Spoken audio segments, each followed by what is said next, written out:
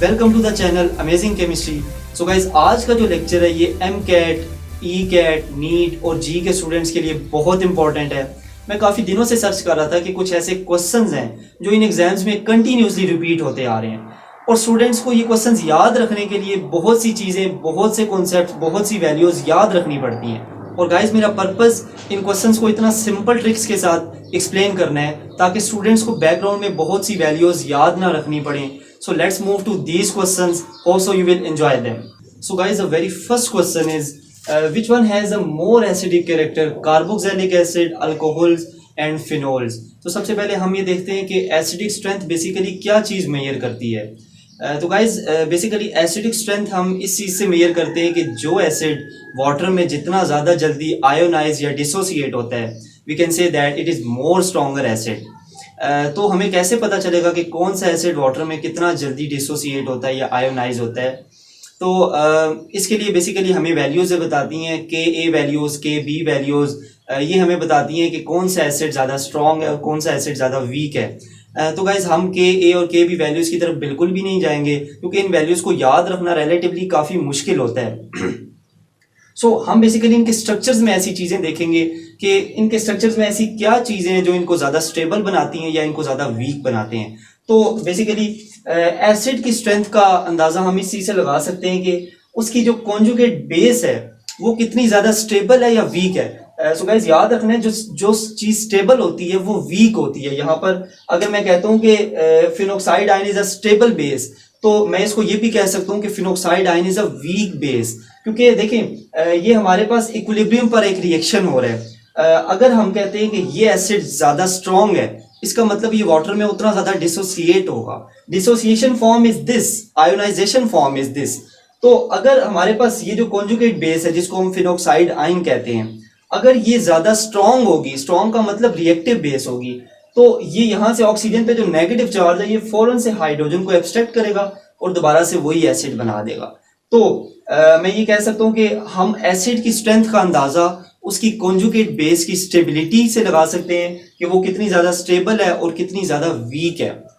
Okay, यहाँ पर हमारे पास तीन एसिड्स हैं। This is phenol, this is alcohols and this is carboxylic acids, general formula इनके। तो ये हमारे पास बेसिकली जब ये वाटर में आयोनाइज होते हैं तो ऑब्वियसली अपना हाइड्रोजन आयन लूज करते हैं। तो जो रिमेनिंग स्पीशी बचता है इसको हम कहते हैं this is conjugate base. So यहाँ पर हमारे पास फिनोक्साइड आयन कंजुगेट बेस है फिनोल की, अल्कोक्साइड आयन कंजुगेट बेस है अल्कोहल्स की, और हमारे पास carboxylate ion basically conjugate base है कार्बोक्सिलिक एसिड्स की। तो स्टार्ट करते हैं हम कि इनके स्ट्रक्चर्स में ऐसी क्या बात है जो इनको ज्यादा स्टेबल बनाती है। तो सबसे पहले हम स्टार्ट करते हैं बात फिनोक्साइड आयन की। फिनोक्साइड आयन आपके सामने, this is phenoxide ion and we can see that this is resonance stabilised. यहाँ पर फिनोक्साइड आयन के 5 रेजोनेटिंग स्ट्रक्चर्स बने हुए हैं। इसका मतलब ये है कि फिनोक्साइड आयन को जो चीज स्टेबल कर रही है that is resonance, because resonance enhance stability factor. Okay, मैं थोड़ा सा ओवरव्यू दे देता हूँ कि ये रेजोनेंस के 5 स्ट्रक्चर्स कैसे आए हैं। लुक, ऑक्सीजन पे नेगेटिव चार्ज है और इसके पास लॉन पेयर ऑफ इलेक्ट्रॉन्स भी हैं, मतलब इसके पास इलेक्ट्रॉन रिचनेस है। तो ये फौरी तौर पे अपने इलेक्ट्रॉन्स यहाँ से कार्बन ऑक्सीजन बॉन्ड के दरमियान में लेकर आएगा और यहाँ से जो ये डीलोकलाइजेशन इलेक्ट्रॉन है, जो डीलोकलाइज इलेक्ट्रॉन है, यहाँ से ये पाई इलेक्ट्रॉन्स मूव करके इस कार्बन पे आ जाएंगे लाइक दिस। यहाँ पर नेगेटिव चार्ज है। नेक्स्ट स्टेप में क्या होगा, ये नेगेटिव चार्ज क्योंकि इस कार्बन पे इलेक्ट्रॉन रिचनेस हो चुकी है, अगर लेस इलेक्ट्रोनेगेटिव एटम के ऊपर नेगेटिव चार्ज आ जाता है तो this is highly unstable state. For example, carbon is less electronegative here, तो अगर कार्बन के ऊपर नेगेटिव चार्ज आ रहा है इसका मतलब कार्बन इज हाईली अनस्टेबल, और इसीलिए यहां से ये जो नेगेटिव चार्ज ये फौरी तौर पे इन दो कार्बन्स के दरमियान में एज अ डीलोकलाइज्ड इलेक्ट्रॉन्स के तौर पे आ जाता है। नेक्स्ट स्टेप में होता है जो ये लोकलाइज्ड इलेक्ट्रॉन्स हैं ये यहां से मूव करते हैं, यहां पर नेगेटिव चार्ज यहां पर आ गया, नेक्स्ट स्टेप में ये मूव करेगा, ये वाले पाई इलेक्ट्रॉन्स वहां मूव करेंगे, नेगेटिव चार्ज यहां पर आ जाएगा, एंड नेक्स्ट स्टेप में होगा कि ये नेगेटिव चार्ज इलेक्ट्रॉन्स ये यहां पर आएंगे और ये डबल बॉन्ड अगेन ब्रेक होकर ऑक्सीजन की फेवर में जाएगा और दोबारा से ऑक्सीजन पे नेगेटिव चार्ज आ जाएगा।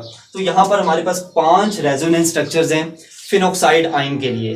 तो इसका मतलब है कि फिनोक्साइड आयन में रेजोनेंस है, रेजोनेंस हमें पता है इनहेंस करती है स्टेबिलिटी फैक्टर को। तो phenoxide ion is basically stable. अगर फिनोक्साइड आयन स्टेबल है तो इसका मतलब कि हमारे पास जो अल्कोहल है, जो उसका एसिड है, ये भी स्ट्रॉन्ग एसिड होगा। लेकिन हम बाकी कंजुगेट बेस की भी बात करते हैं, जैसे हमारे पास सेकंड है carboxylate ion. Carboxylate ion you can see that यहाँ पर ऑक्सीजन पे नेगेटिव चार्ज है। इसमें भी रेजोनेंस स्ट्रक्चर्स होते हैं, लेकिन इसके दो रेजोनेटिंग स्ट्रक्चर्स हैं हमारे पास। यहाँ से ऑक्सीजन का जो नेगेटिव चार्ज है ये यहाँ पर मूव करता है, कार्बन पे इलेक्ट्रॉन डेंसिटी रिच हो जाती है, तो यहाँ से जो डबल बॉन्ड है ये ब्रेक होकर ऑक्सीजन की फेवर में जाता है और यहाँ पर इस ऑक्सीजन पे नेगेटिव चार्ज आ जाता है। और इन दोनों को कंबाइनली हम इस तरह से लिखते हैं, जैसे ये डॉटेड लाइंस मींस इलेक्ट्रॉन्स हैं, डीलोकलाइज्ड इलेक्ट्रॉन्स हैं। ये मूव करते हैं कभी इस ऑक्सीजन की तरफ डबल बॉन्ड और कभी इस ऑक्सीजन की तरफ डबल बॉन्ड। तो ये बेसिकली दो रेजोनेंस स्ट्रक्चर्स हैं कार्बोक्साइलेट आयन के। और अगर हम अल्कोक्साइड आयन इसको अगर हम देखते हैं तो इसमें कोई रेजोनेंस स्ट्रक्चर नहीं है। इसका मतलब अगर इसमें रेजोनेंस स्ट्रक्चर नहीं है, oxygen having negative charge, oxygen is more electronegative. So यहाँ पर अगर H पॉजिटिव आयन होता है तो ये ऑक्सीजन जो नेगेटिव चार्ज है ये इसको फौरी तौर पे एब्स्ट्रैक्ट करेगी और दोबारा से अल्कोहल बना देगी। इसका मतलब कि इन तीनों में से जो सबसे ज्यादा रिएक्टिव या स्ट्रॉन्ग बेस है वो हमारे पास अल्कोक्साइड आयन है। सो अल्कोक्साइड आयन अगर स्ट्रॉन्ग बेस है तो इसका मतलब जो इसका पेरेंट जो एसिड है, जो अल्कोहल्स हैं, that are weaker. So alcohol जो है इन तीनों में सबसे वीक एसिड कंसीडर किए जाते हैं। अच्छा, अब बात आती है कार्बोक्सिलिक एसिड्स और फिनोल्स की। हम देखते हैं कि फिनोल्स में 5 रेजोनेटिंग स्ट्रक्चर्स हैं, जबकि कार्बोक्सिलिक एसिड्स के जो कॉन्जुगेट बेस है इसमें जस्ट 2 रेजोनेटिंग स्ट्रक्चर्स हैं। फिर भी ऐसी क्या चीज है जो कार्बोक्सिलेट आयन को ज्यादा स्टेबल बनाती है? और अगर कार्बोक्सिलेट आयन को स्टेबल बना रही है तो इसका मतलब कार्बोक्सिलिक एसिड को ज्यादा स्ट्रॉन्ग बना रही है।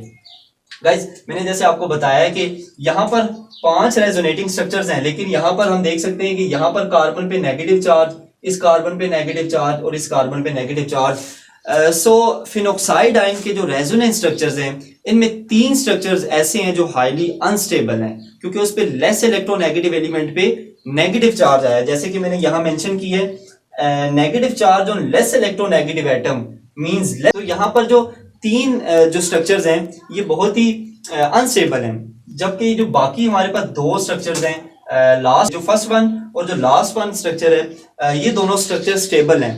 Guys remember one more thing is here, carbon oxygen bond is much more stable than carbon carbon double bond. So हम देख सकते हैं कि जो यहाँ पर कार्बन और ऑक्सीजन, जैसे कि यहाँ पर कार्बन और ऑक्सीजन ये स्टेट है, लेकिन इस कार्बन का यहाँ पर कार्बन के साथ डबल बॉन्ड है, जबकि इस कार्बन का दूसरे ऑक्सीजन के साथ डबल बॉन्ड है। तो ये चीज कार्बोक्सिलेट आयन को ज्यादा स्टेबल बनाती है, as carbon oxygen double bond is much more stronger than carbon carbon double bond. Okay, तो ये बेसिकली एक हमारे पास कॉन्सेप्ट हो गया कि हम किस तरह से बता सकते हैं किसी भी मॉलिक्यूल में कि कौन सा एसिड ज्यादा स्ट्रॉन्ग है। गाइस, यहाँ पर आपके पास एक और क्वेश्चन भी आ सकता है, आपके पास रिलेटिवली इन बेसिस की जो है ना रिएक्टिविटी ऑर्डर भी आ सकता है। तो आपको पता होना चाहिए कि अगर carboxylic acid is stronger acid than phenols and alcohols, then it must be that conjugate base of carboxylic acid is weaker among the following। यहाँ पर अल्कोहल्स की जो conjugate base है ये सबसे स्ट्रॉन्ग है, क्योंकि ये फौरी तौर पे हाइड्रोजन को एक्सेप्ट करती है और दोबारा से अल्कोहल बना देती है। ओके, ये हो गया हमारे पास एक रेजोनेंस की वजह से जो हम देखते हैं कि जो conjugate base है इन तीनों एसिड्स की ये कैसे स्टेबल होती हैं। सो गाइज, यहाँ पर एक और ऐसा कॉन्सेप्ट है जिसे हम मेजर कर सकते हैं कि कौन सा मॉलिक्यूल ज़्यादा एसिडिक है और कौन सा लेस एसिडिक है। ये बेसिकली ये कॉन्सेप्ट डिपेंड कर रहा है हाइब्रिडाइजेशन के कॉन्सेप्ट पे।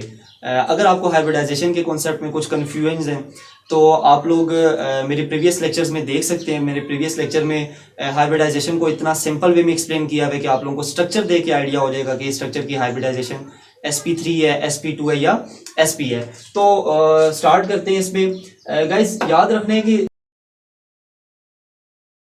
उतना ज्यादा एसिडिक कैरेक्टर होता है उसका, और जितना लेस एस कैरेक्टर होता है उसका एसिडिक कैरेक्टर भी उतना लेस होता है। फॉर एग्जांपल, मीथेन में sp3 हाइब्रिडाइजेशन है, और sp3 हाइब्रिडाइजेशन में हमें पता है कि s कैरेक्टर 25% होता है और p कैरेक्टर 75% होता है। सेम इसी तरह अगर हम बात करते हैं sp2 हाइब्रिडाइजेशन में, तो इसमें s कैरेक्टर 33% होता है, और जैसे कि हम देख सकते हैं इथाइन में sp हाइब्रिडाइजेशन होती है और इसमें s कैरेक्टर 50% होता है। सो गाइज इन तीनों स्ट्रक्चर्स में जो ज्यादा एसिडिक है वो हमारे पास इथाइन है और जो लेस एसिडिक है वो हमारे पास मीथेन है। सो जितना ज्यादा एस कैरेक्टर होता है मॉलिक्यूल में उतना मॉलिक्यूल ज्यादा एसिडिक होता है। सो गाइज अब हम बात करते हैं एसिड्स की। This is alcohol and this is carboxylic acid, this is phenol. हम यहाँ देख सकते हैं कि अल्कोहल्स में जो कार्बन की हाइब्रिडाइजेशन है दैट इज sp3 हाइब्रिडाइजेशन, और sp3 हाइब्रिडाइजेशन में s कैरेक्टर 25% होता है, मतलब कम होता है। इसका मतलब phenols are less acidic. Okay, हमारे पास जो कार्बोक्सिलिक एसिड है, कार्बोक्सिलिक एसिड में क्योंकि हम देखते हैं कि कार्बन की हाइब्रिडाइजेशन sp2 है, sp2 हाइब्रिडाइजेशन में s कैरेक्टर हमारे पास 33% होता है। यू कैन सी दैट 33% और यहाँ पर 25% था। तो जितना ज्यादा s कैरेक्टर होता है उतना मॉलिक्यूल ज्यादा एसिडिक होता है। You can also see that यहाँ पर जो कार्बन है, इस कार्बन की भी हाइब्रिडाइजेशन sp2 है। सो यहाँ पर जो फिनोल है, जो इस कार्बन की हाइब्रिडाइजेशन है वो भी sp2 और यहाँ पर 33% s कैरेक्टर है। लेकिन जब इन दोनों में कंपैरिजन किया जाता है तो मैंने आपको पहले बताया कि यहाँ पर जो हमारे पास कार्बन है, जो इसकी हमने कॉन्जुगेट बेस की बात की थी, कॉन्जुगेट बेस में हमारे पास कार्बन डबल बॉन्डेड ऑक्सीजन था और यहाँ पर हमारे पास कार्बन डबल बॉन्डेड कार्बन है। तो carbon double bond oxygen is more stable than compare to carbon double bond. So ये बेसिकली हमारे पास ऐसा फैक्टर है जो कार्बोक्सिलिक एसिड को फिनोल्स और अल्कोहल से ज्यादा। सो गाइस आज मैंने आप लोगों के साथ दो फैक्टर्स शेयर किए हैं दैट डिटरमाइंस एसिडिक स्ट्रेंथ। इनके लिए आप लोगों को कोई Ka, Kb वैल्यूज़ को याद रखने की ज़रूरत नहीं होगी। मैं इसी तरह के और क्वेश्चंस को क्रैक करता रहूँगा। तो अगर अभी तक आप लोगों ने अमेजिंग केमिस्ट्री को सब्सक्राइब नहीं किया तो जल्दी से सब्सक्राइब कीजिए और बेल आइकन को ज़रूर प्रेस कीजिए ताकि मेरी इनकमिंग वीडियोज़ की नोटिफिकेशन आप लोगों तक पहुँच सकें। स्टे ब्लेस्ड, अल्लाह हाफिज़।